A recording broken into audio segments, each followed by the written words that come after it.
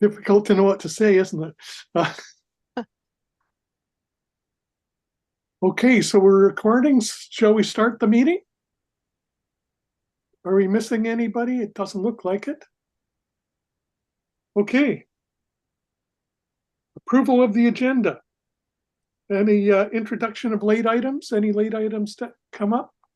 None for me. I think it's no late items. So how about approval of the agenda? Do we have a motion to approve the agenda?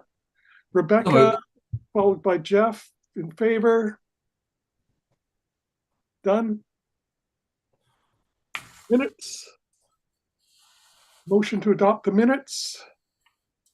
Dawn and McKaylee. All in favor? Done. Okay. Public comment. We have two people from the public. Are you here to comment? We are, yes. Just first of all, thank you so much for allowing us the chance to bring forward our voices. We're actually new residents on Bowen Island at 869 Forester Lane, and we're super excited to join the community. We've got a few comments we want to share with regards to the parking lot that's proposed along Grafton Road and also the alternate spots along Forester Lane. Can I go ahead and share a few thoughts that we have? Yes. Great, and I'm joined by my partner as well, Andrew Barker, whose video is not on right now.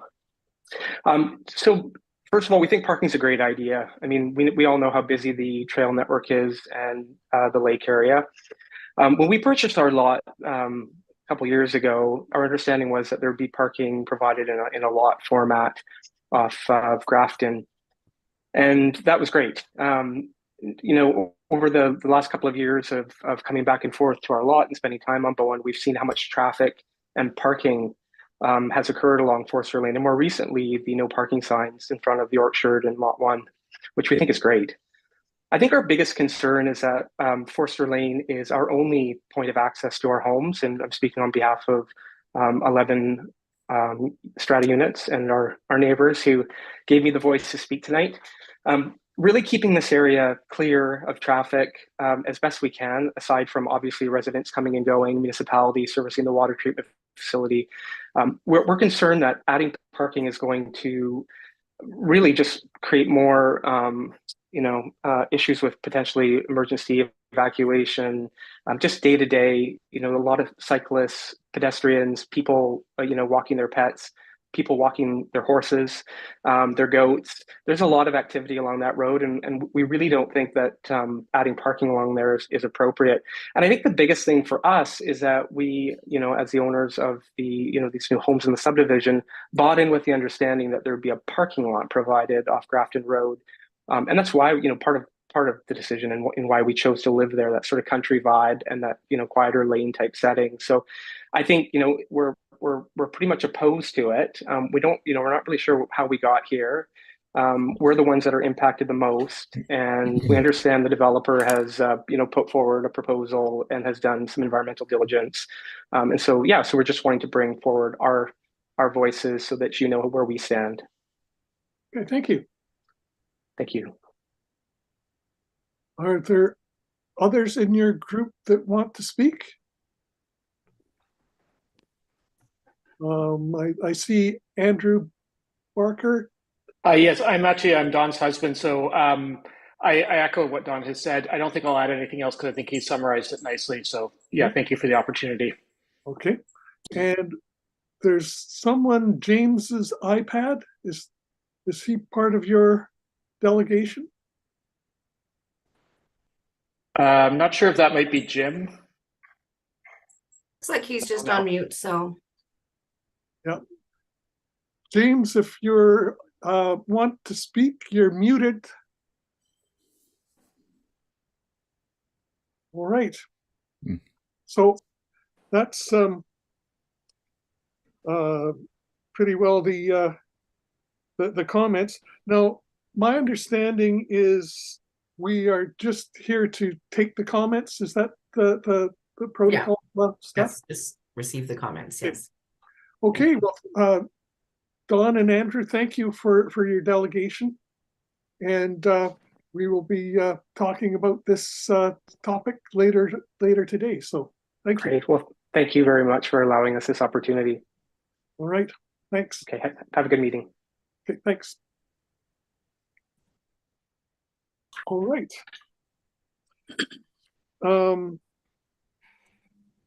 So we've done the public comments. Now we've got the council referral, the Grafton parking lot, and multi-use path. So Carla, are you going to speak to that?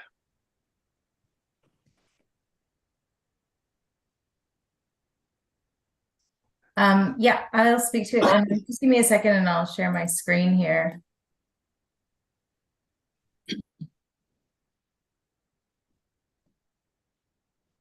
Everyone can see that? Good. Yes. Thank you. So we just put together a little presentation just for those of you who weren't on the walkabout. There was 2 different walkabouts. One with just our committee and Parks and Trails, and then another one with some of the other committees. And we looked at a lot of different places along Forester, as well as the proposed parking area on Grafton Road. And so I just wanted to make sure everyone kind of had an idea of where these were, so we were all kind of on the same page talking about the same thing. So this first spot is the where the red star is. This is the proposed lot, and then the plans are here for it. So I think it's for 11 spots. This is a picture from the road of where the entrance to the parking lot would be. And you can see this tree here refers to this tree here on the plans. Can you see you can see my mouse? Yep. So this is the proposed area. So I think that John Reed has proposed to build it here. He's proposing that that he would pay for and organize this work, and as long as we or council agrees to go into the collaborative project services agreement with him, then he would be completing the work. The other options that we could look at, because of when the subdivision was done, there was a $10,000 contribution given to the municipality for a parking area. So if we wanted to do something different, we could potentially use that $10,000. And that's what would happen if we decided to recommend another spot, is that Public Works and myself would organize that work at a later date. Whereas this would be happening in conjunction with building the multi-use pathway in this area. Okay, so we looked at this spot and we looked along Forester Lane as well. So we've got A, B, C, D here. So the first spot along Forester looks like fairly level with the road, and then in a portion of it over here it's actually raised a little bit. I did look at this after with Public Works, and they seem to think that in this spot and then in or no, so there's B. So kind of in B and C, so this is a little bit further down, and the trailhead is back around here. So the 2 spots, B and C, we talked when we were on the ground about doing a kind of parking lot that went in. So you would drive in and then have a lot kind of inside there. And Public Works recommended against that, mostly because it's a big enough slope there that they figured that the gravel would just, like, people would spit out all the gravel. And we would have to do a paved apron, which the $10,000 would probably not cover. But it's just something to keep in mind. But they did say that they thought that the fill from B could be used to fill C, and that we could probably do some angle parking that could be probably around like 10 spots or so. So around the same as what John has proposed along Grafton Road, like a similar amount of parking. D, I didn't manage to get a photo of, sorry, I missed that one. But we did say that we would need a culvert there, and just have some sapling removals. But there's not a lot of big trees in the area. And we did hear quite a few frogs when we were around there, so we thought maybe that was kind of connecting probably two areas where the frogs hang out. We've seen a lot along the stream further down here as well. So that's pretty much it for me.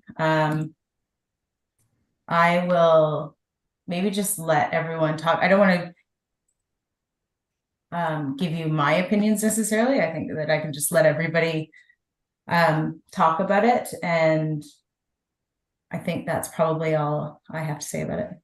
So Michaela, if you want to go ahead.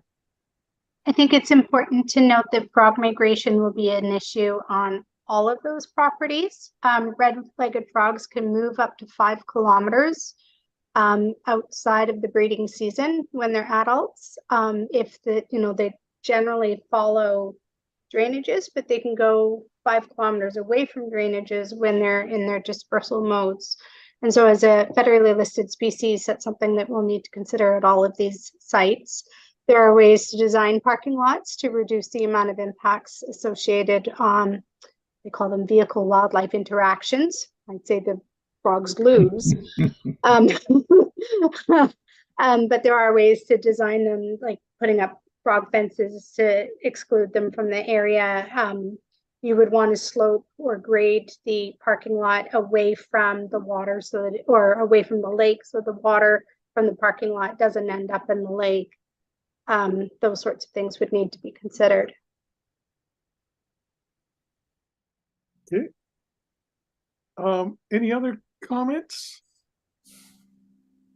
Go on. My understanding is that John Reed needs to, what's the word?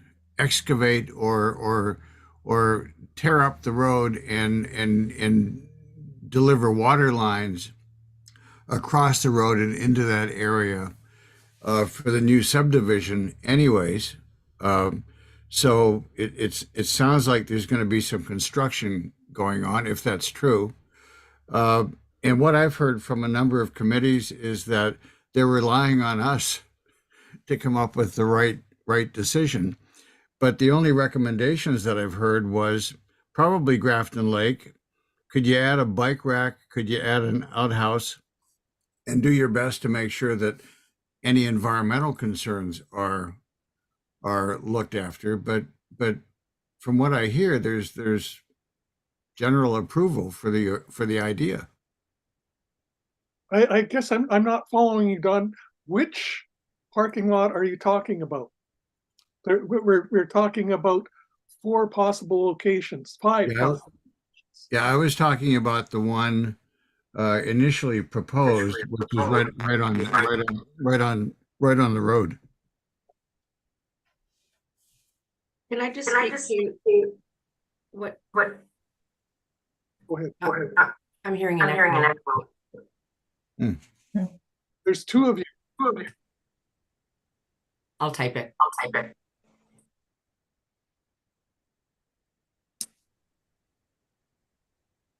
I see Sue Ellen has her hand up.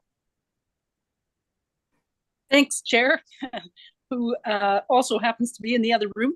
I just, I'm concerned with the public interest, and this is the reason that I was elected to council. And so I'm concerned with the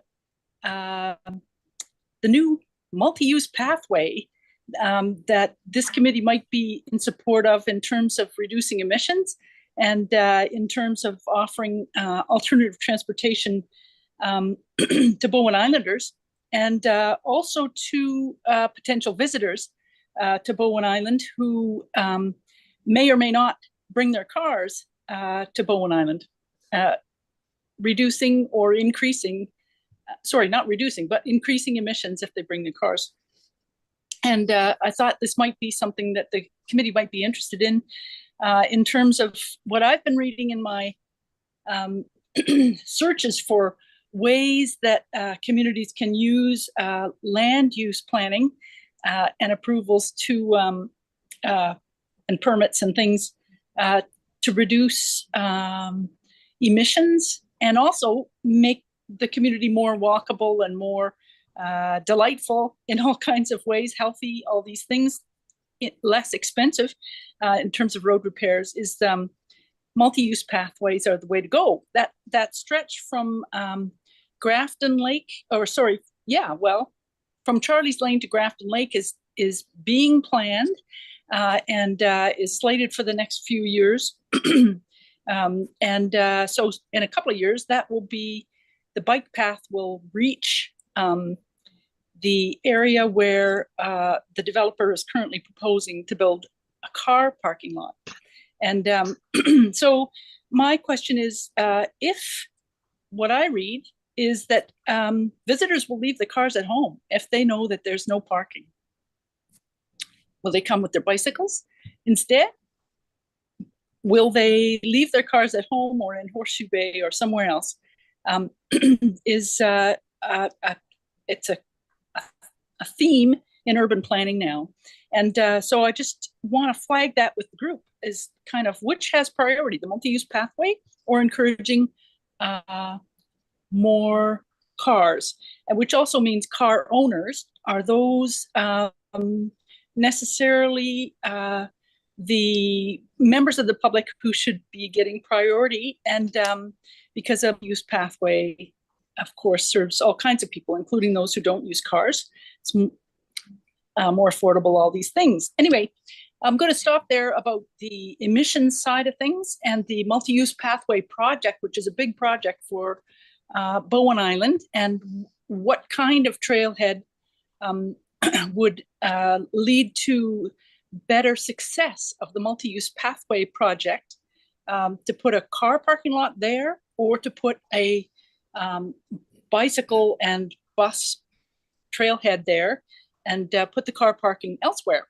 And the reason I'm proposing bringing this up is because I live on Miller Road. Oh, sorry, I live next to Miller Road on the bottom of Collins Lane. It's a little section called Reed Road right behind the Little Red Church. And we're a trailhead for Crippen Park. And we have all kinds of people come here, they walk down, and they some drive down and park just tucked into the edge of the road right away, which is a public road right away. And it's not a problem. It also is a multi-purpose thing because when there's an event or a service at the church, at the United Church, those parking spots are used for that. So they're sort of multi-purpose. They're just kind of little using the public road right away for the public, and rather than exclusive use of the residents, which is us. And I'm totally fine with that. Anyway, it works well. I remember when this was something that Bowen Island Municipality brought in. So I just want to bring a multi-use pathway and residents' perspective next to this kind of trailhead parking along a little narrow road where emergency access, all these things have also been issues, but they're not anymore. Thank you.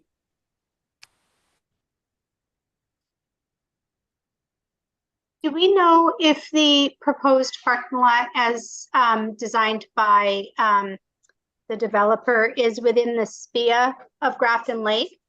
In this case, the SPIA would be 30 meters from the south bank of, and that would be the high water mark, ordinary high water mark of Grafton Lake.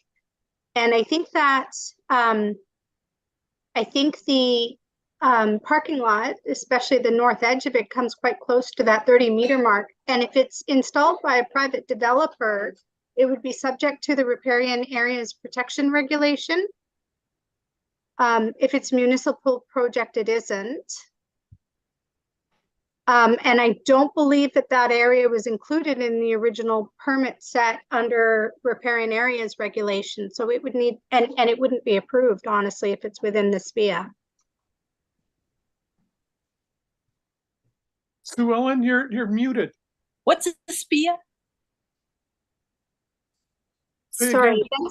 that's defined as the stream protection enhancement area, and there's a legal definition for that and a way to, it's actually under the legislation, there's a definition for it. Stream protection enhancement area. Thank you. I just am acronymically challenged. Thank you. I'm also going to, before we continue, I'm going to bring, make sure that everybody's seen what Steph has typed in the comments. And that's that BIMTAC is not leaving ECAAC to make the decision, but they just want us to provide our sage advice that's within our mandate. So there's been no pass off to us.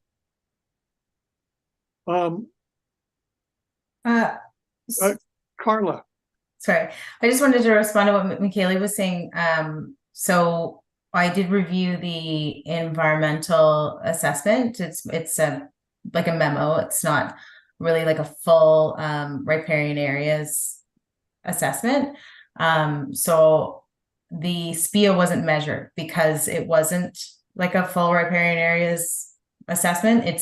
But yes, the parking lot is probably, it's basically completely within the 30-meter buffer. So that would be like in the assessment area, but whether or not the SPIA, like they haven't actually marked a SPIA or assessed what the SPIA would be. Right? So the legislation basically assigns it at 30 meters on the south side. That'll be a showstopper. It won't go ahead on and where they're proposing it. So it's not because it's municipal land, it wouldn't be riparian areas applicable. So the We would municipality, be exempt. okay. Mhm. So it is or it isn't? Jeff? That's a tough one, Don. It is not riparian areas applicable because only because the municipality is exempt. If it was just the developer doing it on their own land, the environmental assessment would look a little bit different, and they would have measured an actual SPIA rather than just the riparian area assessment area. So sorry, I'm not being clear at all, Don. No, actually you are, but wasn't that your initial concern when this first came to you? My initial concern when it first came to me was that the parking lot was in a wetland. There was a wetland inventory done. It was quite a while ago, I think in 2004 is my guess. And that area was marked as wetland. Once we were on the ground and we looked at it though, it was fairly apparent that it doesn't seem like a wetland at all. Just in terms of all the vegetation there, it's not wetland vegetation. So I think that's fine. We are outside of a wetland, but we may still be in a buffer zone that would protect the wetland that's around that area. So one thing, oh, Jeff, you had your hand up. I'll let you go. Okay. So I read the consultant's report, and further to what Carla's just been talking about, they did map the boundary of the area that's considered to be classified as wetland, and the project does not infringe upon the area that's been mapped as wetland. And I can't speak to all the conclusions of the consultant, but their conclusions were that that there is little adverse effect or risk to wetlands. Please don't quote me. Please read the memo if you're interested in the exact terminology.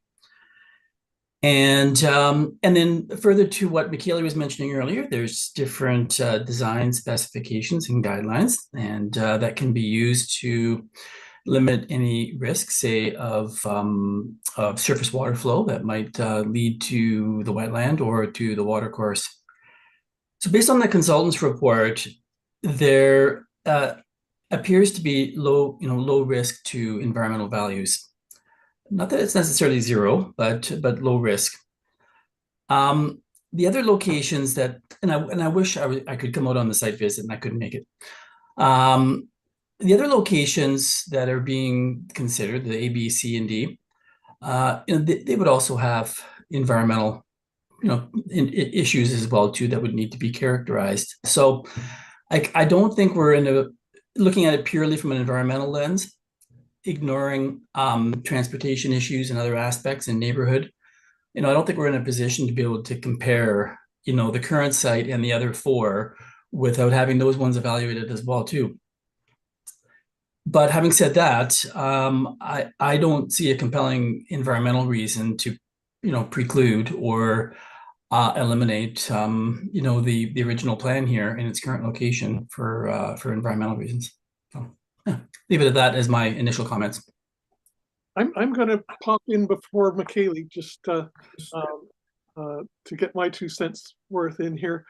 For me, the other environmental thing is what are we saying is the best use of that land? And I'm not convinced that car parking is the best use of all of that land.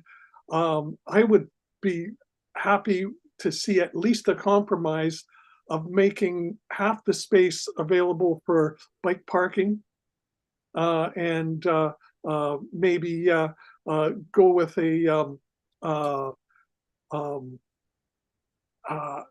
they're putting in a water line, so wouldn't it be nice to have a little drinking water station for both hikers and cyclists that are going on the multi-use pathway? So that's from the environmental point of view, I'm not sure we'd be approving the best use of that land. Kaylee. I have a couple of things. Do we know if there's going to be lighting associated with the parking lot? I would say no. That one thing I would just kind of mention too, because Sue Ellen was talking about having potential charging stations, is that there wouldn't be any power there. And there is power in the by the dam, I think, but just if that is part of the conversation, we would need to consider that. No, it's not, or not really. Okay, it would just be a lot of money. No, I didn't mention it. I thought about that. Thank you. Okay. I would certainly want to restrict lighting even in the future in that area. I would think that from the position of the lake, and we know that at least amphibians move through there, and we know that it's a high deer component, that if there is ever lighting there, that it'll restrict the wildlife corridor or the travel route that goes through there. And so I don't ever want to see lighting there, if as much as we can avoid it. I would like the stipulations that the parking area is designed so that the stormwater runoff flows away from the lake. I would also like to see there be some sort of amphibian protection from the parking areas, because amphibians will have a tendency to sort of congregate in these open areas, and I'd like to make sure that they're protected there.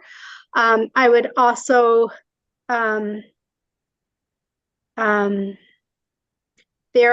when we were out on site, there were a couple of alder trees that had some larger woodpecker holes in them that appeared to be possible for pileated woodpeckers, and nesting cavities for pileated woodpeckers are protected under the Migratory Bird Act. And so there needs to be a determination on whether or not pileateds are actually using those as nesting cavities before any construction happens there. Yeah, Michaela, I too read the consultant's report there, like Jeff did, and there is an entry about pileated woodpeckers, and they are confident that they're not nesting there. But again, I would love to see you read the report and get your opinion of that section. Okay, I just glanced through it and I didn't get that far. I'm sorry. We've had some family things going on this week, so. Of course. Carla. Thank you. I actually looked into it a little bit more after we talked about that on site as well. And I might not be saying this quite right, but only the nest trees are protected and not the trees that they're using for like feeding or roosting. So I think that what it said is that for the actual nest cavities, there generally are trees with just one hole.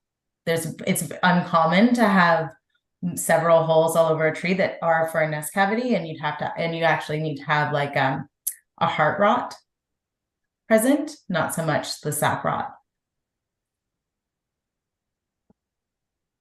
Hey, thanks, Carla. Any more comments? Oh, is that Sue Ellen's hand up? Yes. Sue Ellen. I just wanted to mention that Parks, Trails, and Greenways Advisory Committee is also working on recommendations, and I'm not aware of any committee. Council referred it out to all sorts of committees to get all committees' input. So nothing is, no committee has priority as far as council is concerned, as far as I'm aware.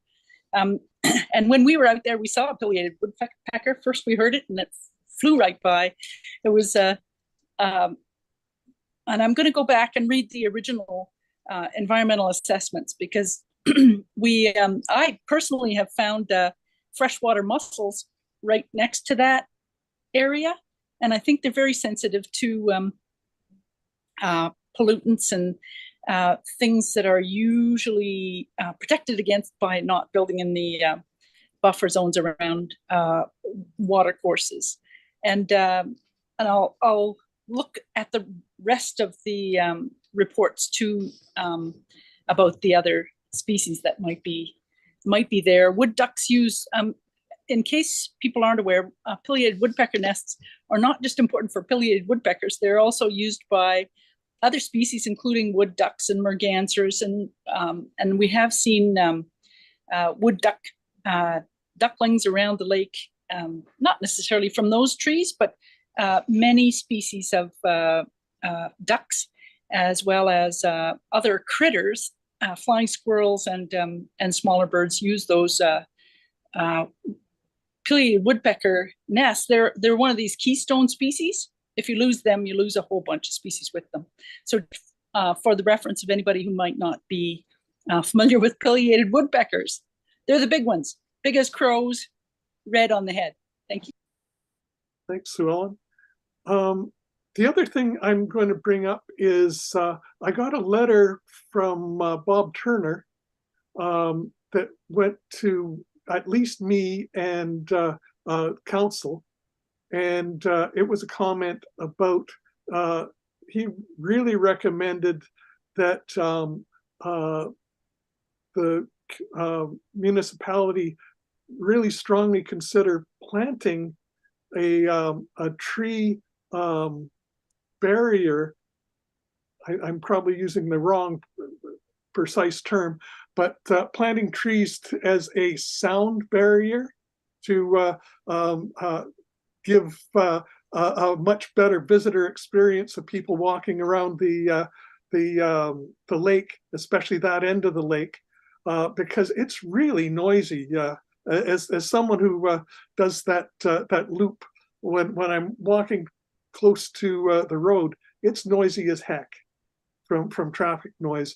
And taking out more trees without replacing that screen would reduce the sense of being in a natural area.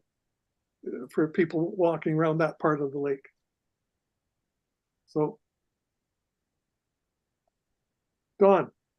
I just want to go back to the question on the chat, and maybe Carla can answer this. You know, I'm curious how much destruction is going to occur when John Reed, you know, digs a trench across the road, and what is he connecting to? So I'm not sure that I can answer that question completely, John. I know that right now what the plan is to build this parking lot and to trench in some utilities underneath the multi-use pathway. So like they're building that portion of the multi-use pathway and doing the utilities underneath, but they're not going to necessarily go across the road right now. So it's just in preparation to cross the road. But he has to connect one side to the other side. Yeah. I mean, that's coming. So I guess the question is, how much damage will he cause to the existing proposed parking lot? None. He just built it. It'll be in his interest not to. And I think the if you look at the engineering drawings that they have, there's going to be a section of trail built over top of a trench that's going to go towards the road that across the road that accesses the common garden area. Okay. And I believe it's going to be in that area. And Michaeli will also be able to tell you the requirements that are made when you're digging up a road. That there have to be some barriers to stop mud flowing into ditches and streamways and that kind of thing. And so there's regulations and things that he will be following or to his peril. Okay. So thank you. I think I should absolutely make clear that I have nothing to do with the development. I'm not the monitor or the environmental person or anything associated with that project there.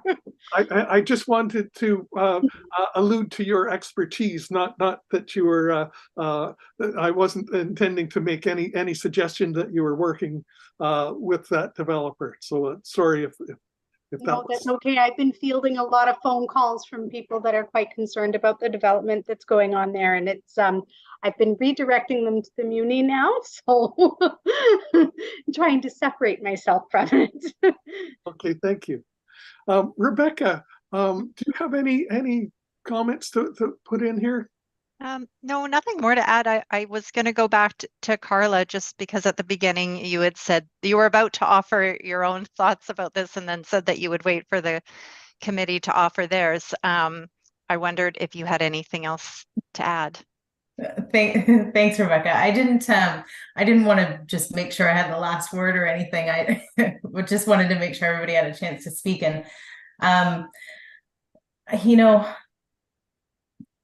to play devil's advocate, I will say also that when the multi-use pathway is built, they are taking away all of the parking that currently exists along Grafton Road.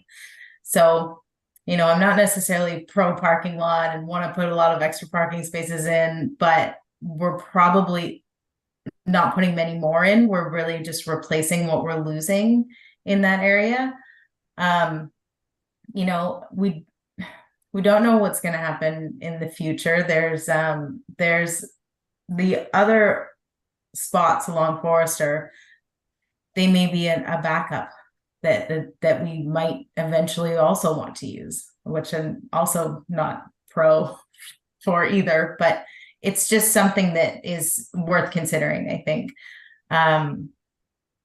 Safety wise, we're not super excited about cars turning out onto Grafton Road, and we're not really we think the sightlines are okay, and it's possible to turn out safely, but you do have to park on the multi-use pathway, and cross the multi-use pathway, which is a bike path, right? And a walking path. So there's that kind of safety issue. I mean, really, it would kind of be the same from the road, but it's, you know what I mean? Like coming out of Forester or the parking lot. So, you know, trying to look at all those different things combined, I like that the parking lot on Grafton does kind of provide a trailhead kind of meeting place.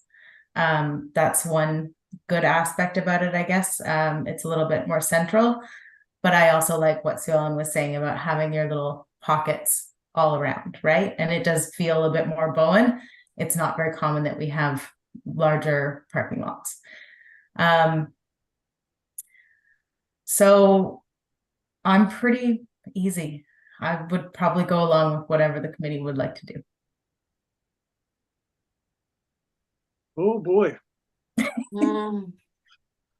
So, Can I just clarify the question then? Because to the point that Jeff and maybe others made about the fact that no assessment has been done on the alternate locations, then the question before us today is really whether or not we're supportive of the proposed location, and if not, whether we would like further exploration done of the other potential sites. Is that right? Because we wouldn't have enough information to necessarily recommend one of those over the proposed site. Is that fair to say? what do you say, Jeff? I agree. I'd be cautious though to jump to the recommendation, at least I'm not there yet, that those studies should be done of those other locations necessarily. Mm-hmm. At this point, I'm not seeing any compelling environmental reasons why this proposed location is inappropriate. And speaking only to environmental impact aspects, the other locations they may have similar or different potential concerns as well. And so I'm not seeing any reason why the issues at this location can't be managed to minimize potential impacts. And I especially liked Michaeli's list of design considerations and mitigations. That's certainly what I would like to see come out of this committee. The only other one that I would add, do we know if they're planning on paving this parking lot or if it's going to be left as gravel? I understand it's a gravel parking lot. I think it says it in the documents that Carla passed on to us. Is that your understanding, Carla? Yeah, so it will be a gravel parking lot. However, there will be a paved apron, and it will come in a little ways, and that's mostly just so that gravel doesn't kick up onto the multi-use path, because that will be dangerous for the bikes. Okay. And it's a maintenance consideration as well. So there will be a paved apron. Yeah, just the entrance. I would really like to see a recommendation that some accommodation for bicycles be included in this design, even if it kills one or two parking stalls, because we're building a multi-use pathway, and this will be a place that people like me and many others will want to ride their bike to before we go on a hike. So I think it's that's, you know, and I keep on seeing references in the documentation that you know, the multi-use pathway is there to encourage non motorized vehicles, non-gas vehicles, non-cars, and it wouldn't be following that to not accommodate bikes as an alternative. Don, did you have your hand up?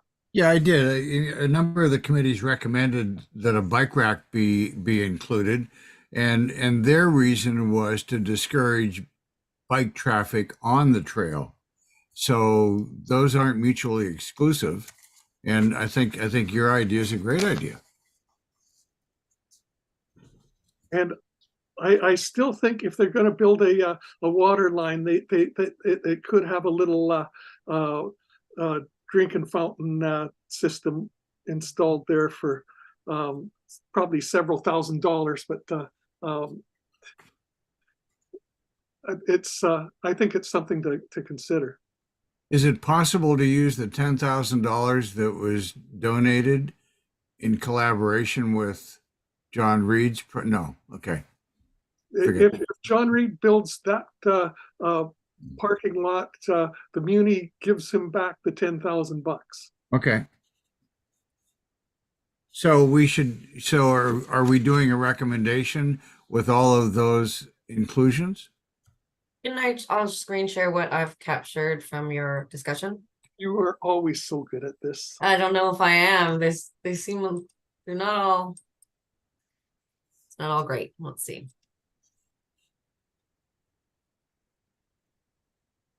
These are just notes. Disclaimer.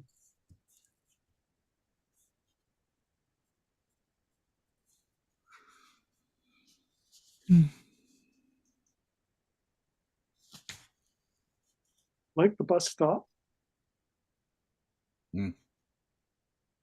So I think the first 2 points were from Sue Ellen, being that not to use the Grafton Lake or the Grafton Road location, but to instead have a bus stop and bike rack, and also that trail access parking near trails is not uncommon for those 2 points. And then the next 2 were more McKaylee sort of design oriented, where the stormwater is going and amphibians. And then I don't know if this woodpecker thing is even relevant for recommendation. Would be the nest cavities, so pileated woodpecker nest cavities.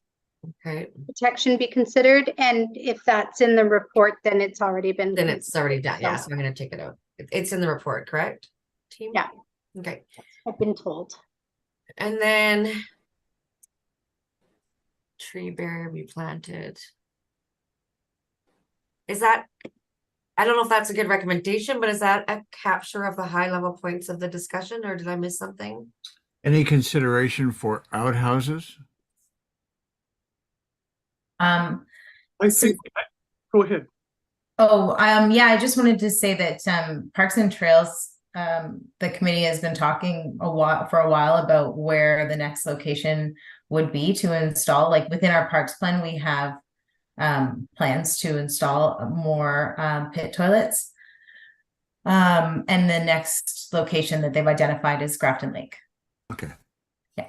So if we can do it at the same time, we'd like to. I would prefer to see that outside the SPIA. And I know that it's a municipal project, but your shit and your water shouldn't mix. Did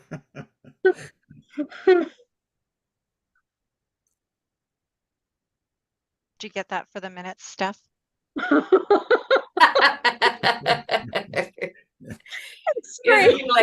Usually don't poop where you eat, and now it's don't poop where you drink. Yeah. Pretty much. I don't know if that needs to be part of the recommendation. I mean, okay, we can keep it there, but I think that's a recommendation. Yeah. For us for the future. More than for this project. If you call it a pit toilet, it might remind people that it's not an old-fashioned outhouse that's just a hole. A good idea. okay. So are you okay with it in there, Carla? Yeah, it's fine if you want to leave it in there. Yeah. Yep. And We recommend that it be a composting toilet and put it across where the garden is, and then it's all just a self-sufficient. Are they going So to it use is where the you eat compost now. and the vegetables?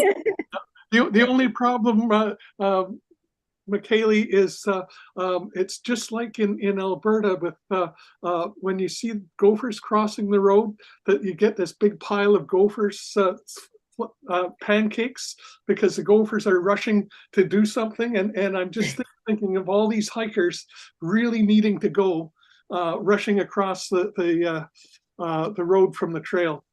Hiker pancakes. Yeah. Hiker pancakes. Is there going to be a crosswalk there now to accommodate people going across the street, especially from the new housing developments going on there? I don't think that is planned, and it's not the safest place to cross the road, I would say.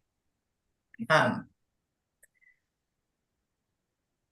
bikes will be crossing there to get to the multi-use path, and then kids will be crossing, obviously when they get let off from the bus and all sorts of things. So it could be something to consider. Yeah. I don't know if that will be the same, like the main entrance to the housing development, like where that comes out, if it comes out of the same place. I think probably it should line up with that, right? Yeah.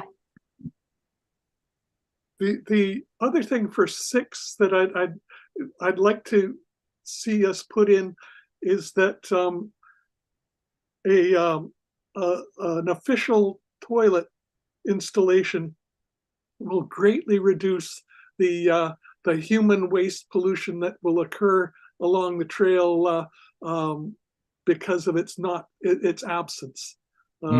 Yeah. So, and for a trail that's getting increasing use, I think it's important that that kind of thing is prevented.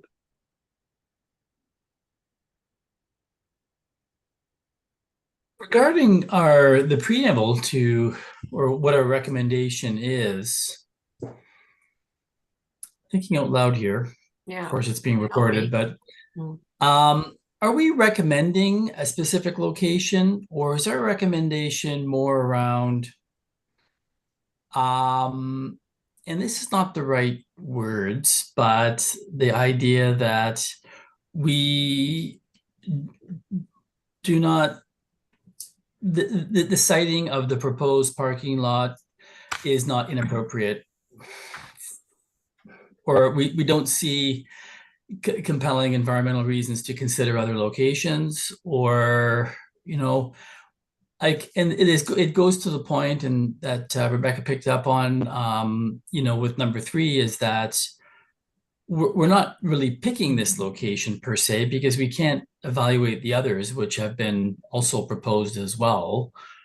We're just not seeing a compelling reason to put it someplace else, assuming that it needs to or will be installed someplace.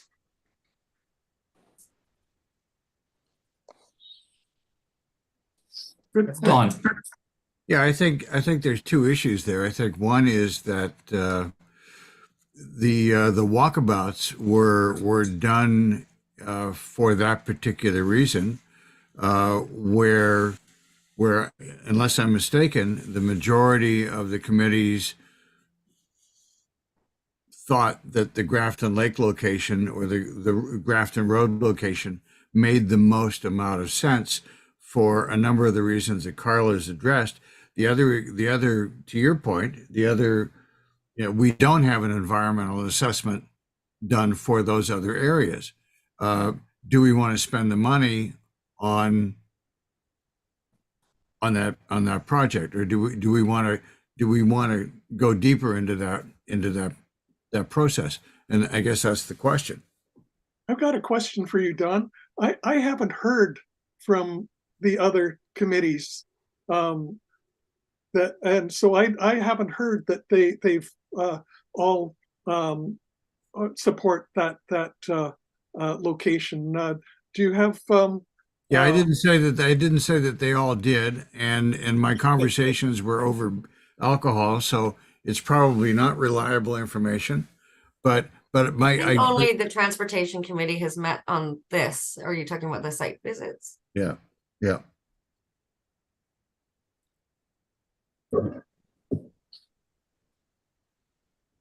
Okay. Here's my take on it, Jeff. Yeah. We've got a big portion of this are criteria that would fit any chosen site. Mm. And the one that is has the environmental impact study is the one that has the most chance. So at the moment, that's the one that would fit best if all these other criteria are met.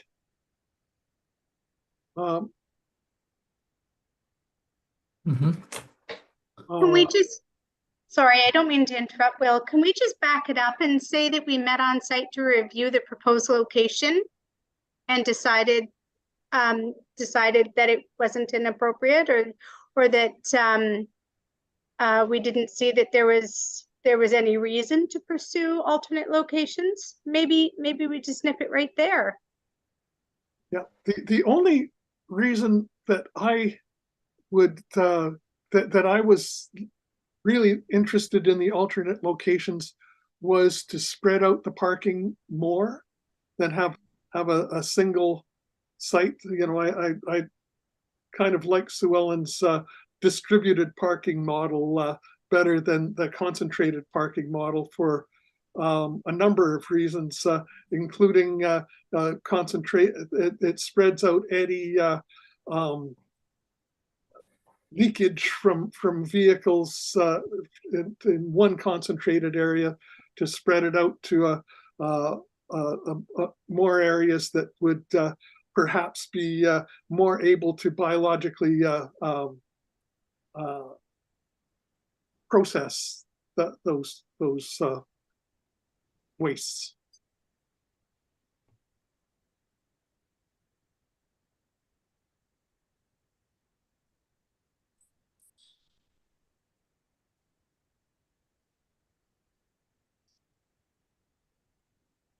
Is this what you want? Sorry, I'm missing the words. Yep. We'll just send in a recommendation of people not agreeing with each other. Vulnerable habitat. Species habitat. Species and habitat.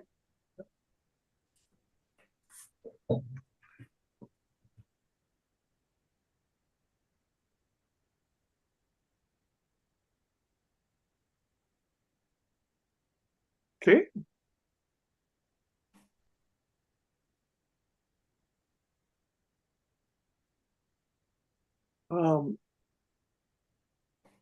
I think the point that I think Don and maybe Jeff have made too is that to assess the other candidate locations would cost money to get an environmental assessment done, and I don't know if that money's really available. If it comes out of the $10,000 for building a parking lot, that probably wouldn't leave all that much to build a parking lot, would it, Carla? I think we could afford to do both. Okay. But it could maybe limit how much we could do. It's one of those things that kind of depends, you know, on once you put a shovel into the ground on what's underneath, and I mean, you know, there's potential there, but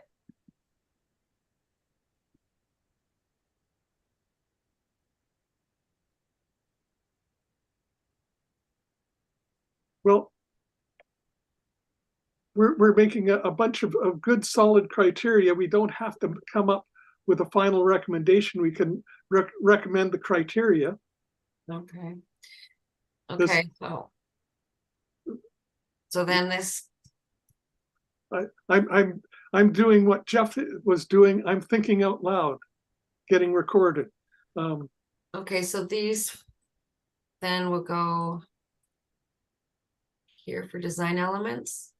These guys, I'm not at all attached or impressed with any of this. Don't be shy. Okay.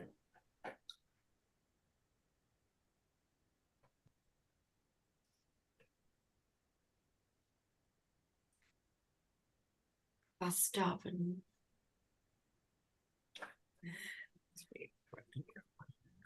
Any further comments? Steph is still doing her Well, do magnificent. we want to get these two up there I think that maybe somewhere? Steph, maybe on 4, we should just put the following design elements are recommended for any location provided. Near Grafton Lake. Yeah, good. I would also like to include a recent comment that I received from Front Counter BC from the Ministry of Forest that amphibian salvage cannot occur during the hibernation season from October 31st to March 1st. Therefore, ground disturbance, the grading of the parking lot shouldn't occur during that time frame. Can you give me the dates first, please, McKaylee? October 31st to March 1st.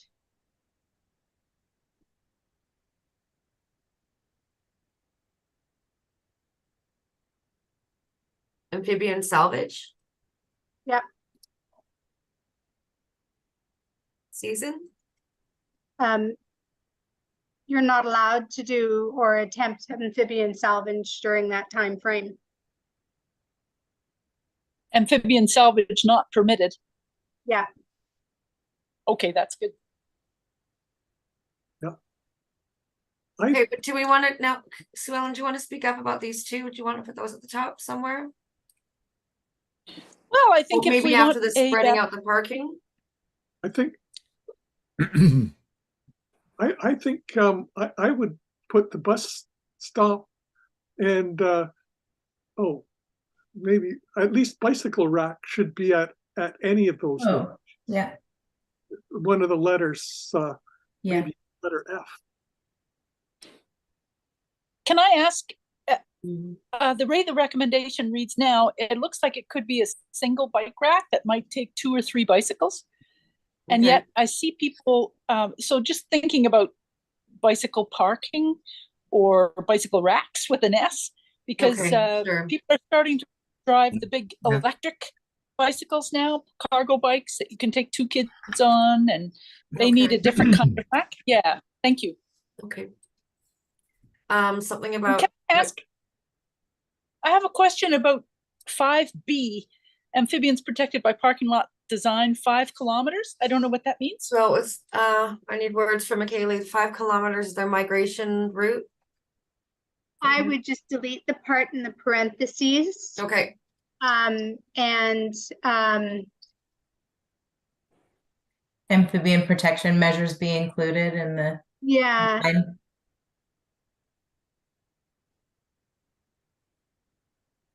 well, I've already said lot design. design.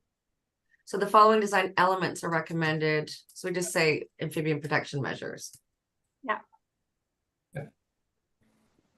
This No, is I not would design. I would specify not only during construction, but actually during the life of the parking lot.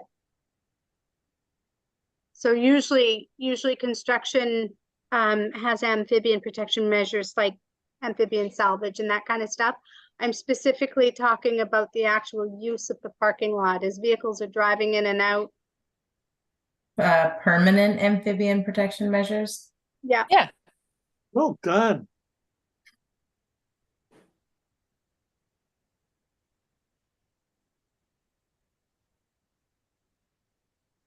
Just take the S off the amphibians and you've got it.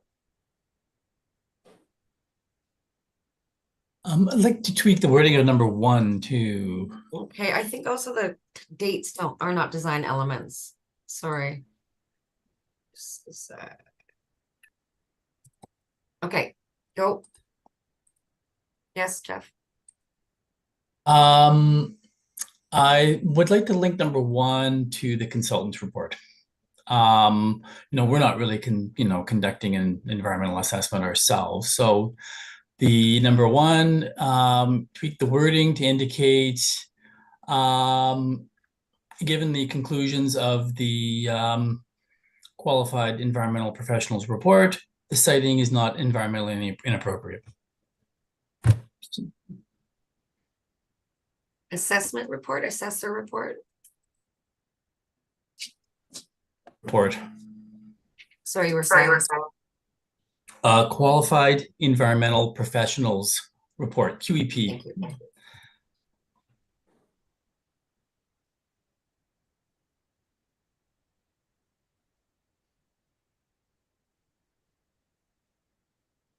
Nicely done, Jeff. Mm-hmm.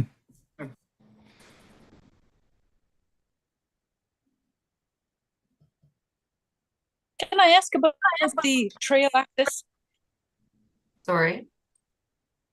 The one under 5 currently that, oh no, where did it go? Oh, number 5, trail access in neighborhood is not uncommon. Is that I don't know what that means either. Oh, that was you talking about how we go to Crippen Park from your house and it's not that disruptive. Is that what you meant? It's not really, I can take it out. Well, I guess it's significant for that project in terms of people do walk in and walk out from various parts of Bowen to go walk around Grafton Lake, as they do for Killarney Lake as well. But I think this was about parking. My comment was more about people park along Grafton. What is that, Harding Road? Yeah. Back on the other side, right? And why wouldn't they park along the edges of other roads, other public roads as well? And then it sort of spreads out the parking so that the parking can be more multi-use when there's, for an example, an event and a party, a big party or something. People come. I think it's an important point to make. Just that, Yeah. I agree that it should Not be. On Bowen Island, could it say including on Harding Road? Because it just seems to name me examples then, including on Harding Road, Crippen Park. You want to do? Well, sure. On Collins Lane, Collins/Reed Road. Yeah.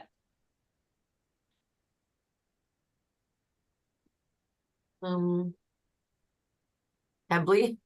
Don't bring it up. Yeah, sure. Cape Roger Curtis.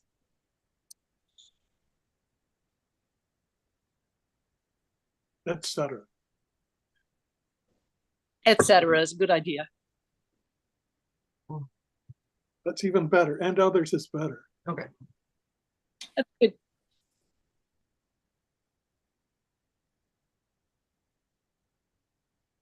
Cardina. Anyway, I won't go on. Yes.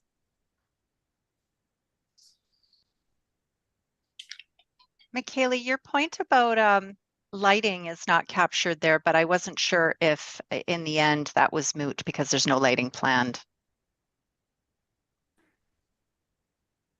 Is that moot, Carla? I mean, I think so. Or what do you want to say? Future possible? Yeah, but I mean, there's no harm in putting it in there if you want. Now, let's be sure. Yeah. I think it's a good idea because it would just take a little solar panel to have a light. And Yeah. Sure. and that affects bats and songbirds and all kinds of things as well. And you don't forget all those insects. Come on. Oh yeah. Sorry, are we saying be prohibited or be considerate of the impacts? I would say prohibited.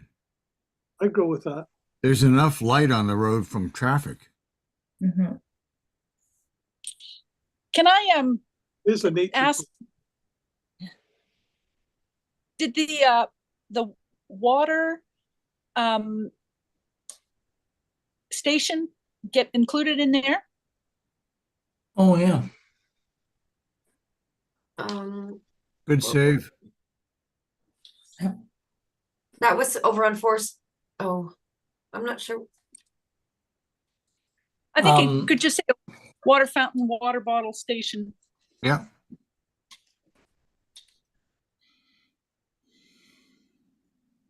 In this list, F? Yeah, and I think it just fits with this committee because your active transportation alternatives to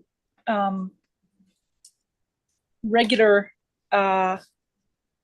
emissions producing vehicles, I guess. Could we maybe put that one as it, we would encourage that? Okay. Just because Considered then? the other things are kind of like they're a bit Design. more like Be encouraged. we have to have these, you know. So that we'd consider that a water bottle filling station be installed, that kind of thing. Well, yeah, because I think that, you know, the developer is proposing something and I don't know how many demands we can make. Yeah. That's kind of a fun extra to me more than it must consider amphibian protection. You know what I mean? Okay, well then the language here. But something maybe we could install afterwards. I'd be concerned also about the maintenance aspect of that over the winter months as well. Oh, lots of parks do that. Yeah. He's putting in water lines to service the upper development. Why not? And now's the time because he's going to be burying that underneath the Yeah. pathway. It's not going to be accessible. Can I make a question? Go ahead, Sue Ellen. What if it was a roof on the bike shelter and well, no, that's more for the future because solar panels on a roof could produce a little bit of trickle, but it's not. Never mind. I think that's in the future, and that could be added later or something.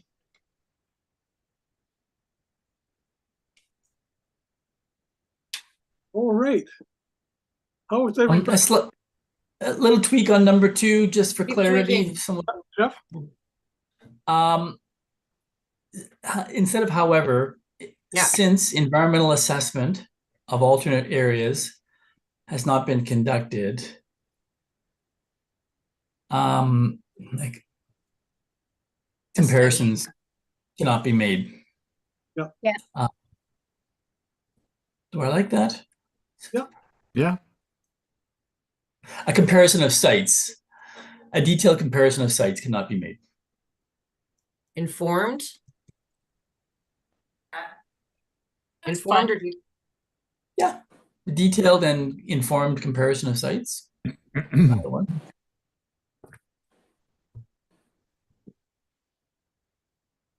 conducted? Yeah.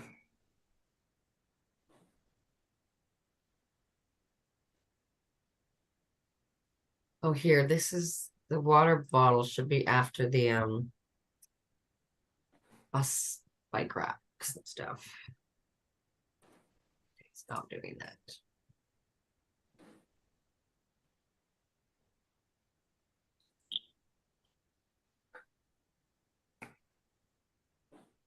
Regarding number 3, I'm just wondering whether there might be some confusion about whether we're recommending that. Yeah. It's Just totally about confusing. how it follows from number 1 and 2. Yeah, I don't disagree with the merits of smaller areas for kind of, smaller parking areas for form and character. I appreciate that aspect too, but I'm just not sure if are we making a recommendation about multiple smaller areas? Jeff, I think that I don't think you can, considering what it says right in 2 above it. Yeah, what I would do is put that as a point underneath number 2. It's You mean like a sub bullet? or whatever.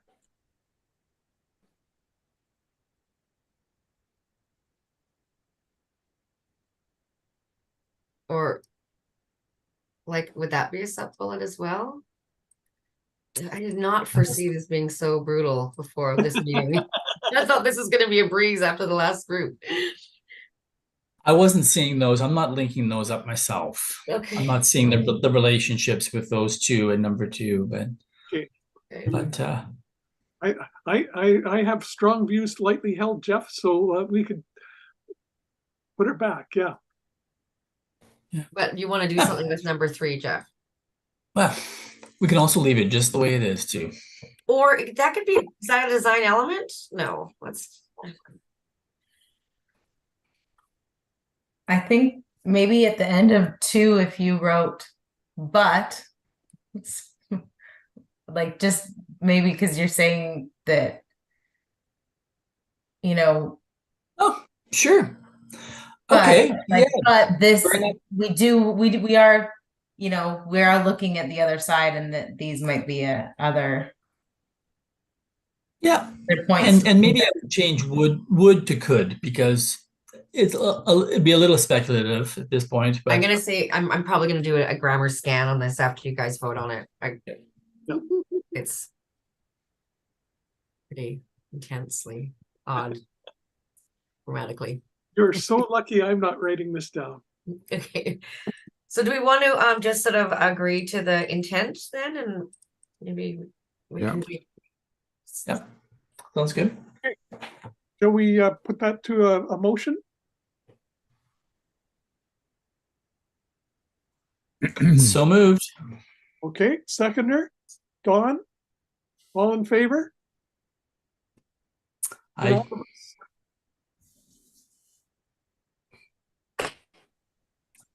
Okay. Okay, nice work. That's the hardest stuff. That was, Yeah, we've got 4 more to go. No problem. what was that, an hour and 20 minutes? Yikes. Yeah, but it was a good hour and 20 minutes. Yes, yes.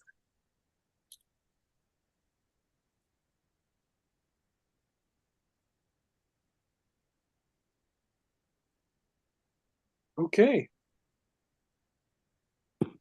Shall we go on to the next council referral?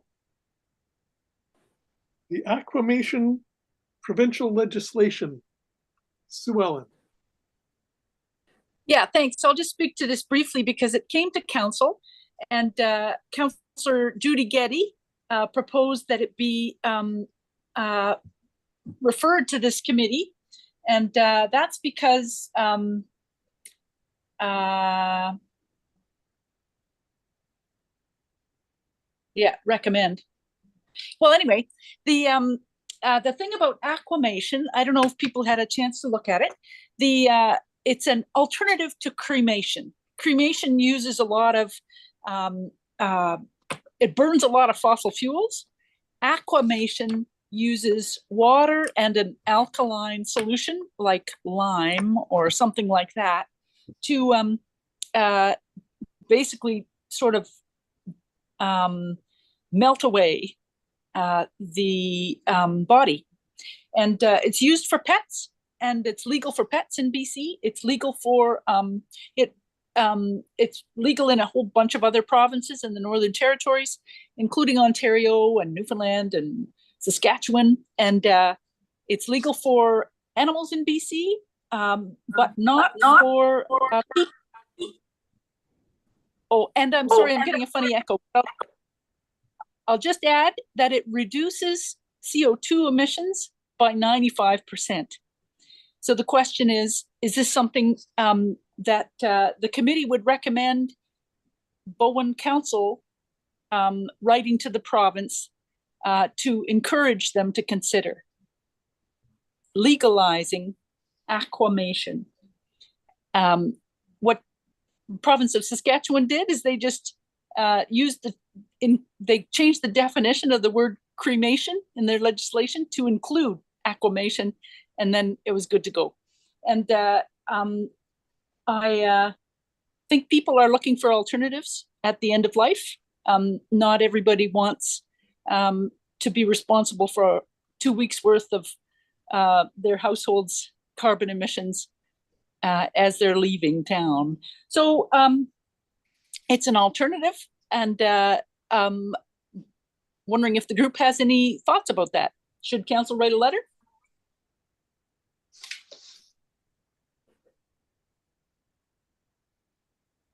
Don, you had your hand up. Yeah, I'd recommend it. It's being proposed by the cremation organizations worldwide as an alternative to old school cremation and other things that they do, and I don't see why they shouldn't be allowed to add it to their list. And Jeff, you had your hand up? Oh, ditto. I'm not sure I'll ever really get too familiar with all the nuances or different elements of it, but it seems like a reasonable approach, and I would probably support directing council to write a letter or support it. Yeah. Any other comments from people? I'll make a motion that we ask council to write the letter. Do we have a seconder? Dawn? All in favor? It's unanimous. We just went through that one. Did you think we were going to have a long time on that one? Parking lot, an hour and a half. Life decisions. Minute and a half. Yeah. You guys are Not our funny. priorities. Okay. Is it a big deal? That's not, I think it's not writing a letter. It's just passing a motion. Does that matter? Well, so I do have, sorry, on site at the ready, the recommendation that was provided in the report. Oh, yeah. Are you seeing it? Mm-hmm. Whereas every municipality has an obligation to encourage industry, Yeah, okay. etc. But this would be the one that council would write to direct staff, correct? That's right. Yeah, Not the one that we would need. yeah. So we don't need to write a letter though, is all I'm saying. We just want to recommend that council pass this resolution. Yes, okay, recommend that council. I don't know if I'm just being fussy and just. No, I love it. The resolution. I hope others do too. Included in the report dated XX regarding the legalization of aquamation. Does that make sense? Yep. I don't know how my hand keeps going up. I don't even know how that's happening. I think it happens when I do a share screen or something. Okay. That the committee recommend that council pass the resolution included in the report dated blah blah regarding the legalization of aquamation. Is that okay? Yep.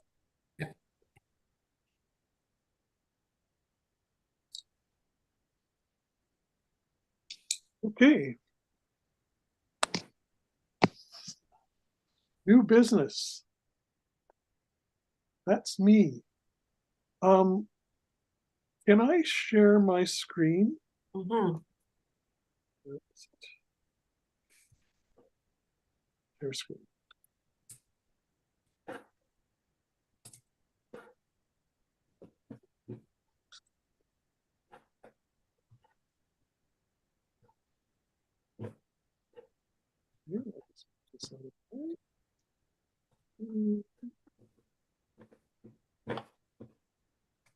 Can you see that?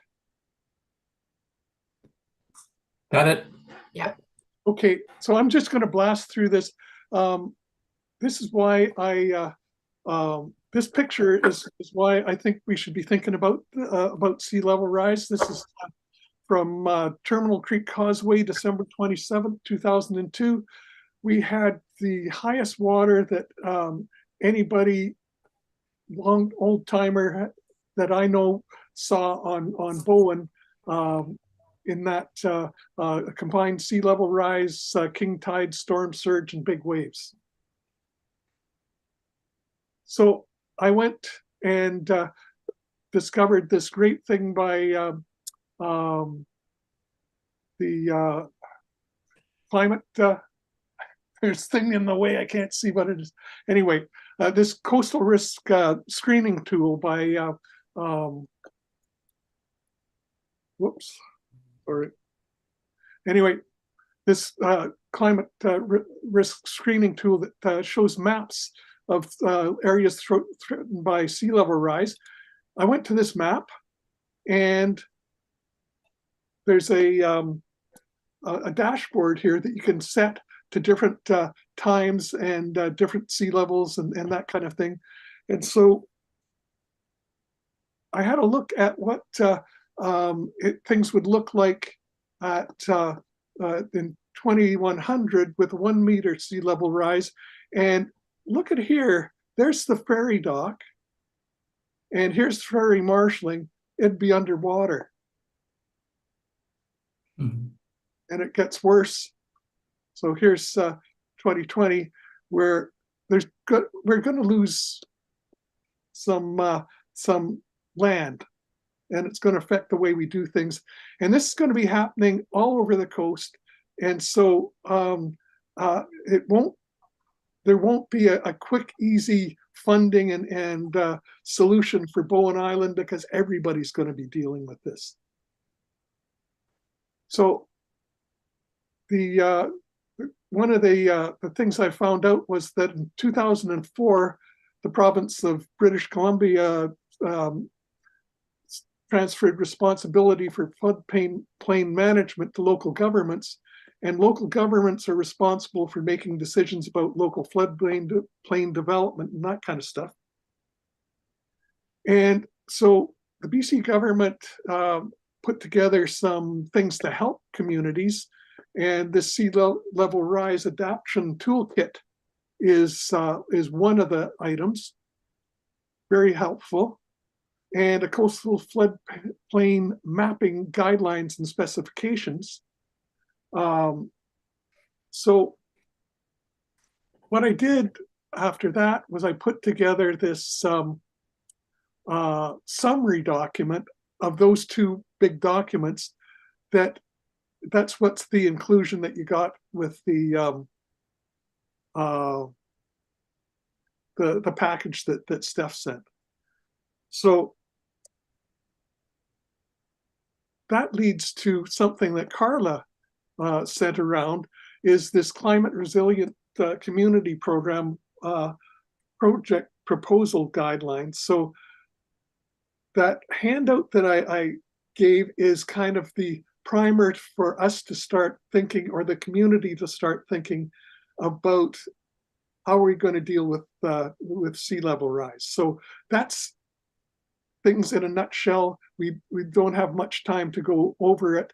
I would appreciate it if people did take some time to look at the document that I put together and see if it makes sense, and if it's something that maybe would be useful for an application like this. And also, I think it's some background for parts of our next OCP review. Yeah. So I'm going to find a way of getting out of this sharing. Stop share. There we go.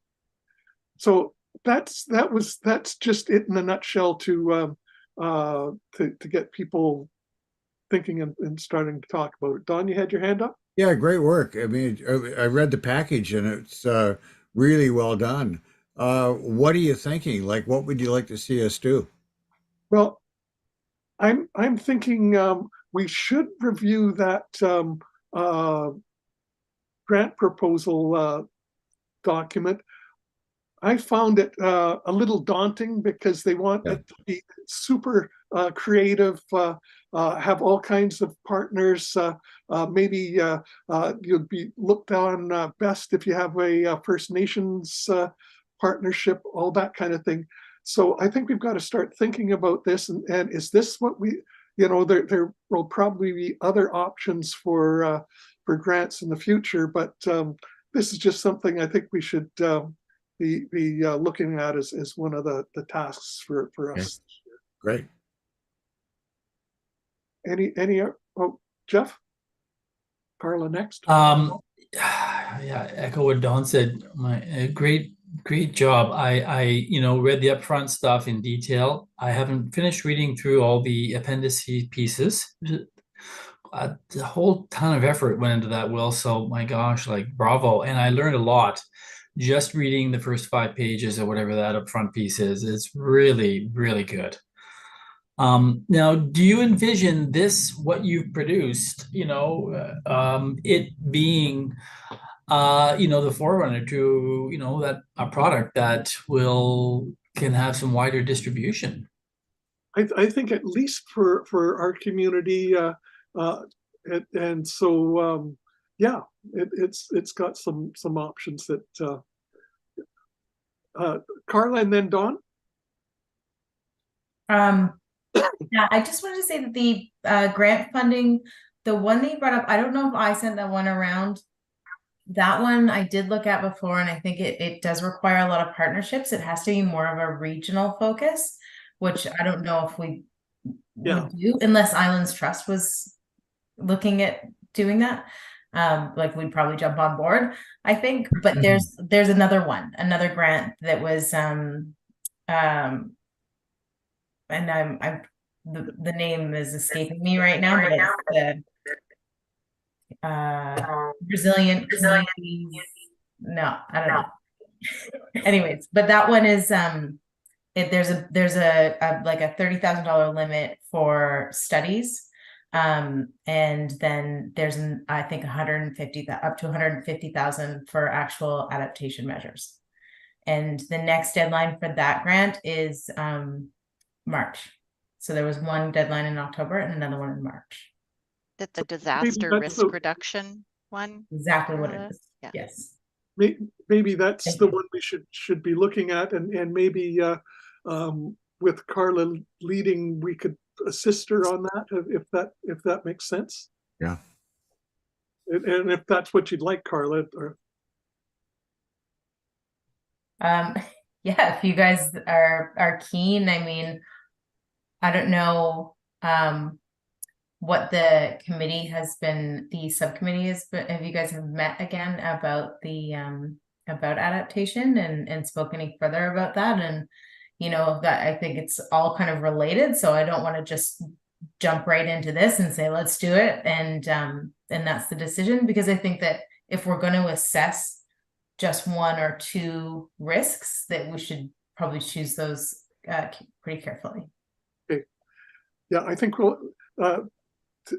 we haven't met again, and that's my fault. I think we'll have to get cracking on that again.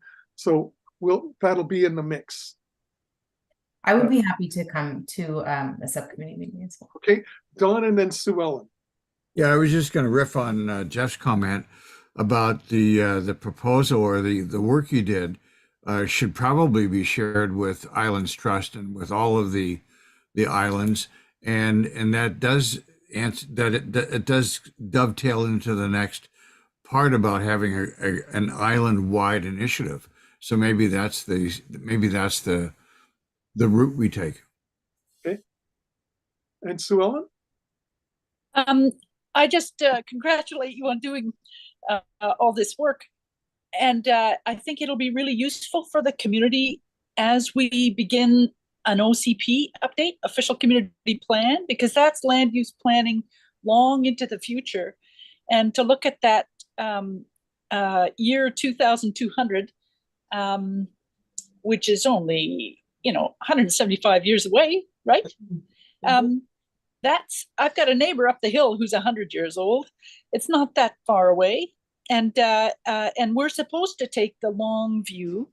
And I'm really, I think that's important work, and I'd be happy to take the idea to Islands Trust and see what some of the other islands I think have been thinking about some of these things. And I'm not sure, but I'd be happy to take it to Trust Programs Committee or something. And I'm not sure what the best way is, but I'll share it. Happy to share it around, see if there's any interest. Okay, great. Rebecca. I just wanted to add how much I appreciated the document. I also learned a lot, and I would love to see some way that we could get that document into the hands of more people in the community. As the non-scientist, it's written in a very accessible way. I found that was one of the things that kind of struck me about it, and I'd love to see it distributed more widely. Okay, thanks. Okay. So can I just about process. Yeah. I think if it's gonna go like to Islands Trust or something, it should go through council first. Yeah. So and also if there's grant applications, that's a nice place to get council to direct staff to do a grant application. So that could be the supporting material. Okay. Thank you. You always have a way of bringing our feet to the ground. It's great. Thank you. I see Michaeli's hand is up, and if maybe it's something your subgroup will meet again and think up the best wording for a recommendation or whatever. But anyway, I'm just seeing Michaeli's hand. Yep. Hi, Michaeli. I wanted to commend you as well, Will, on that. It was a great document. That's what I got hung up on before the meeting, was reading that rather than the other environmental reports. I personally would like to see us go after everything and all of it. I think we could do, the part with the Islands Trust and do an island-wide thing. And then I for maybe not this October, but next October, or this December feels a little soon. But then to work independently on the one for March.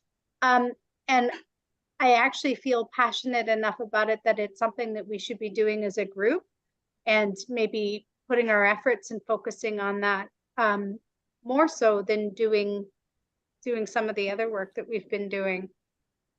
Okay, well, we'll discuss that more, I think. Yep. I'm looking at the time. I think this was more of an information thing and getting some ideas, and so I don't see us needing a motion or anything like that yet.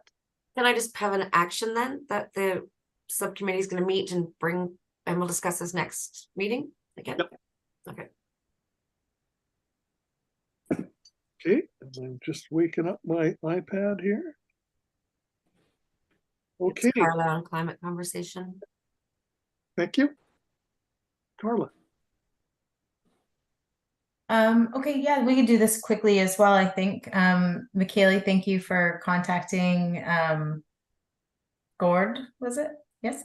And so you guys all saw the email. He got back to us and said he was hoping that someone local could do a presentation if we wanted to do a rainwater harvesting presentation for a climate conversation. And so I did speak with Chris. We actually shared the presentation links in all the municipal communications for the 2 talks that he was doing. I don't know if you saw that yet. I wish that I could have attended, but they were like that night and 3 nights later or something. So I missed it personally, but they must be good because it seems like he's really used to giving these kinds of talks. When I spoke to Chris at Bellwater, he said he doesn't really do that kind of thing like normally, but he's really keen and he's happy to do it. If we wanted him to speak about rainwater catchment, he can give us all the details. He'd like some time to prepare. And so he was thinking, we talked about different dates and we thought maybe like February, March might be a good time so that you're kind of far enough in advance of a drought season that maybe you have time to react and do something.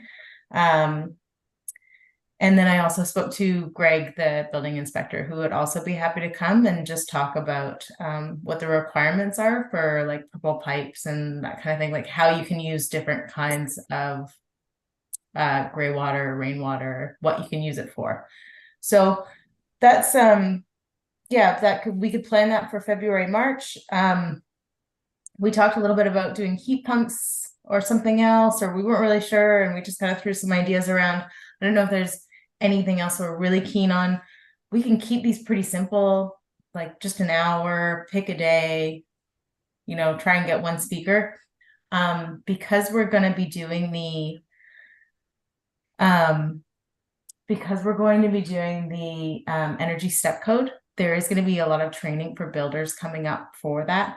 So I think I'd rather get away from anything kind of new build wise, because pending the next council meeting, that might just all be changing fairly soon. And I think once you get to step 4, it's actually like a pretty big difference in how you want to try to design your home. Like, just simplifying things and not making a lot of corners. And anyways, there's a lot more to it. So I just don't want to distract from that. I don't know, I guess that's about it. So is everybody kind of keen on the water one? And does anyone want to do anything else? And yeah, I think we could probably make it a hybrid.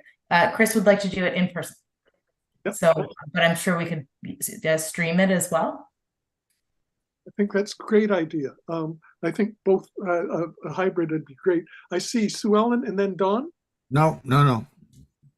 Hi, I got a question today about rainwater barrels or something from another member of council, Judy again, and I put together a little email up for her about some work we did back as councillors as the municipality back in 2015, when that had been another big drought summer, or the year before, I forget. And anyway, I'll send it around. It's got a few links in to, for example, Kim Stevens has a house at Cowan's Point. A lot of the houses at Cowan's Point are pre-plumbed for rooftop water catchment. So he can use his to flush toilets and things. Anyway, he's got a nice little video on there. So I'll send it around to everybody for information. And there's a nice, I'll follow Dawn's example and include a article at the end that I don't expect you to read, but Dawn might, in particular, might appreciate it. It sort of says, anybody who's not including rainwater capture, solar, and heat pumps is taking an economic risk by 2030, something like that. Anyway, it's a fun read from an international type person. But enough about that. I'll send you the email. Thank you. Okay, so I think we're keen on the water one, and let's keep an eye on heat pumps and as another option. Sounds good. Yep. Is that enough action? All right. I get the Steph thumbs up. That always makes me feel good. Okay. We're coming up to the last reports from subcommittees, and that's from me. And this is going to be really short. The Cape Cod to Curtis Park one. We're still waiting to see what Metro Parks is going to do in response to the Bowen Island Conservancy's 2 option offers. And I was trying to get a hold of a couple of the Conservancy board people today to see if I had anything to report. I haven't got any response, so I couldn't get a hold of them. So my report is we remain on hold, ready to mount our white chargers and deal with the issues that come up. Revision of the climate action plan. I've already said we haven't met since the last time I reported, but we've got some things to meet about now. So and so that's my report. And so staff updates. This one's got me my knees. Oh, McKaylee. What happened to the natural resource inventory subcommittee? We were doing that too, weren't we? Yes, we were. Oh, finish? No. We have You more. just did a great Sea Rise document, you guys. Oh, It's got something else. Yeah, the natural asset inventory. Yeah. Yeah. Oh. That's there's there's lots going on the Conservancy end of things but go ahead, Sue Ellen. Okay, I don't know if this is going to show up very well because I've got this blur on, but anyway, this is a landscape analysis that was done way back. This is the Hervonen report, March 1976. So this is about soils, slopes, and including agricultural capability and that kind of thing. And I don't know of any other island that has this kind of detailed information. So when you think about natural resources of Bowen Island, just so you know, it's got one of these great maps in it. And I'll just skim it by, maybe it'll catch some of it. Lots of detail. And Very I fuzzy. happen to have the box of them in my house. So anybody who wants one, these are the last remaining ones of these that have these wonderful maps in them to put on your wall. And I'm gonna put them in the mail to you so we can spread them out around the island. Right now, all the eggs seem to be in this basket. And it's still super useful because especially as we come into climate change, this is the baseline. Oh, there, Will's holding it up. Can you hold up the map inside too, Will? Have you got it? Did that as you were talking. But, okay, great. Great. So anyway, we have a box full, and I think they should go out to this will be an action item for me, Steph. Sue Ellen will mail these to everybody on the committee. Good. You want to put them at Muni Excellent. Hall? I beg your pardon? You want to stick them at the hall? No. They might not people might not pick them up. Okay. I will. I'm going to mail them. What would be the best? That's great. Sorry. How about both? I'd love one. I beg your pardon? Everybody wants one. Okay. Yeah. I'm gonna bring them to Carla and Steph and let them decide how to get rid of them. Thank you. Thank you, Sue Ellen. Can you let us know if we're supposed to pick them up? Just mail them. Sorry for interrupting. I thought maybe other people would like them too at the hall. But... I'll bring some to the hall too. Hey, I have a box. Okay. Okay. Okay, now it's Carla. Okay, I'll try to make it pretty quick. But I did want to share a couple of maps with you just because it's interesting. I don't know, I'm all about maps lately. There's and I don't have a lot to say about all of these because it's not necessarily my work, but we are being included in the Green Infrastructure Network work that Metro Vancouver is doing. So they've made this story map that's open for comment right now. This one I didn't share because I wasn't sure if I was allowed to, but I know it's been shared with some members of the Conservancy. So I think it's probably open for comment if anyone is interested in having a look at these. They're pretty cool. And it's really great that Bowen has been included. So I will share that with you. I also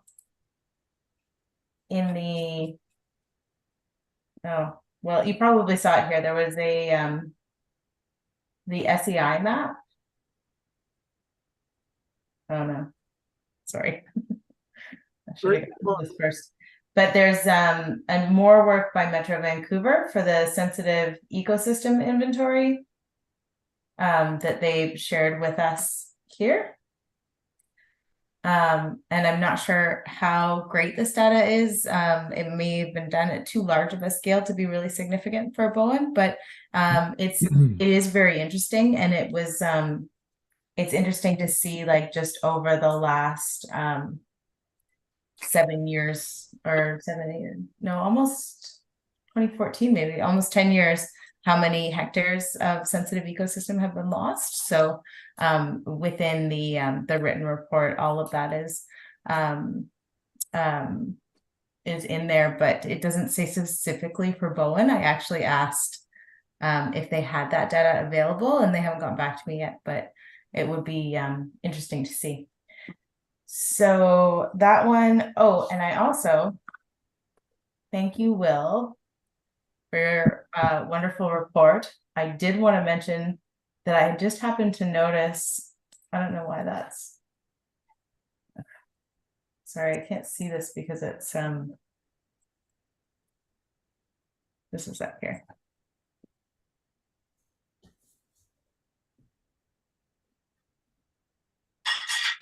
I just wanted to show you that on the Marine Stewardship Initiative map, they also have a sea level rise sensitivity mapping that was done. And I just, for interest's sake, what you were showing was a little bit, I mean, it's definitely different. It's a different way of communicating. Yep. Sorry, this was open and of course it just closed up while I was waiting to present, but it is quite interesting. It's basically just showing you like a red, yellow, orange areas of most risk. And that is here, sea level rise sensitivity. So it was work done by BC Parks a little while ago, and I didn't know it existed until just a little while ago. Okay, so that is pretty much it for the map stuff. And then but I am also updating, I think Michaela will be happy to hear this, that I'm working on updating our WASP mapping.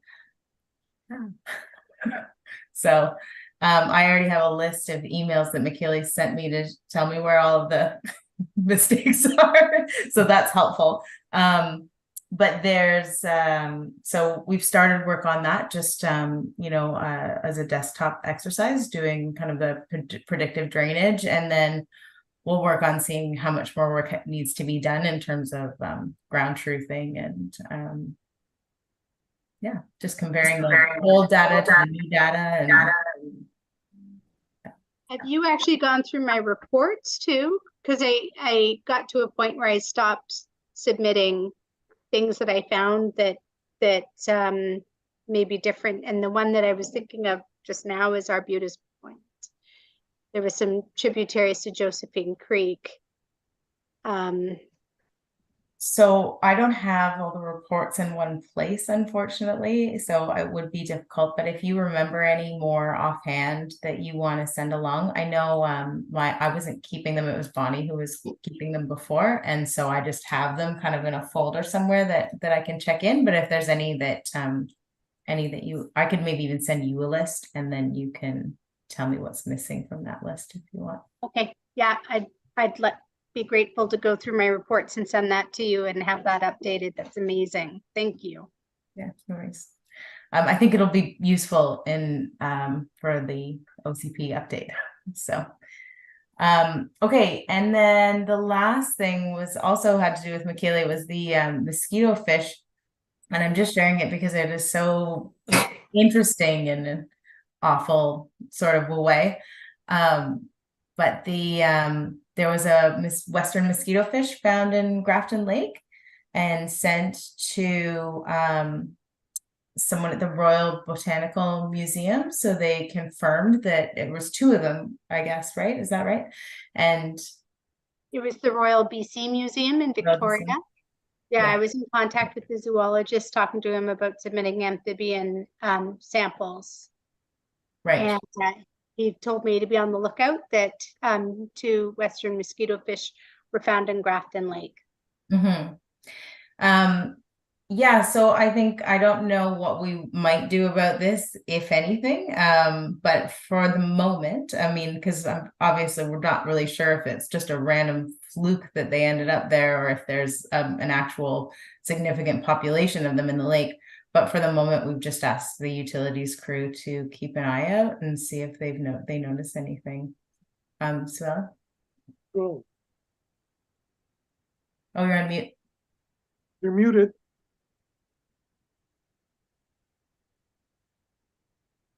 There we go. Sorry, a bunch of kitchen noise is happening. The Magic Lake on North Pender Island is where I was in September or October, and they have goldfish, and the whole big shallow lake is just now it's a goldfish. I mean, they're like underwater pigs, right?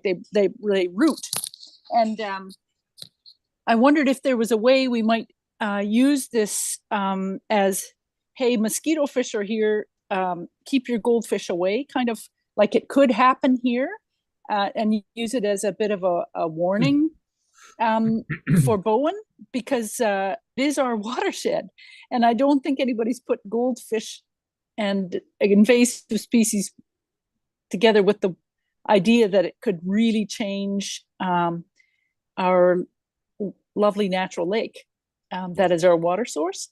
So something to think about it. I don't know. It just came to mind now. Yeah, Carla, I was wondering. But those folks, Go ahead. those folks that lived around Magic Lake, I was getting a tour from them in their little electric bus, and they had no idea that goldfish were destructive. And it just made me think, I wonder how many people on Bowen don't have any idea. Yeah. And everybody wants to let their pets go, right? Anyway, Yeah, Carla, over to you. I was thinking that putting up some signs that say "Don't let it go," and you know, a little cartoony thing of releasing some kind of creature that looks like a little monster or something like that, just so that, and you know, the text saying, you know, your pets should not be released in this lake. Mm-hmm. Yeah, we did a little bit of communication on that in the past year or so, using the Don't Let It Loose campaign from BC Invasives. So that's kind of front and center on our invasive species. Hey, you're on top of it. All right. But it's not a bad idea to like put something up at the lake, you know, where it might actually happen. And, you know, I mean, we can't guarantee someone saw that advertisement 8 months ago and really said, I'm gonna remember this. So well, those mosquito fish got there from somewhere. Yeah, but they're not like pets, really. I don't think. People keep them in their ponds to keep mosquitoes down. Do you buy them with your pond kits? Or let's hear from McKaylee. You actually cannot buy them here in BC. They're one of those fish that have been banned from the province, so I have no idea how they got here. But we don't have the dubious distinction of being the first population in BC. In subsequent conversations with Dr. Hankey, there's another population in Abbotsford as well that was discovered a couple of months after ours. So yay, it's not just us. I did want to say also that if there's any other environmental consultants that are doing fish salvages for culvert replacements or any other work that's happening for their tributaries to Grafton Lake, that they should be informed that this is a potential and that they need to be equipped to do humane euthanasia of them in accordance with the guidelines. And there's a protocol for it that needs to be followed. Llewellyn? Has anybody let Crippen Regional Park know? No, I haven't yet actually, but I will. That's a good idea. Okay, thanks. Just to maybe it's nothing, but it's next door. Okay, my last update is just that the compost facility design is complete and I hope to be presenting it to council by the end of the year. That's it. All right. Thanks, Carla. That's a good thing to end with. Council committee updates, it's blank. Other business, blank. Information items. Question. Those are just for reference. Yep. There was a lurker here for quite a while, but I think he's gone, so no question period. All right, so I think we're done like dinner, folks. Thank you for everybody. Yeah, great discussions. Yeah, very good. Thank you. Thanks, everybody. Yeah, Have a good night. Thanks, Will. Happy Halloween. Yeah.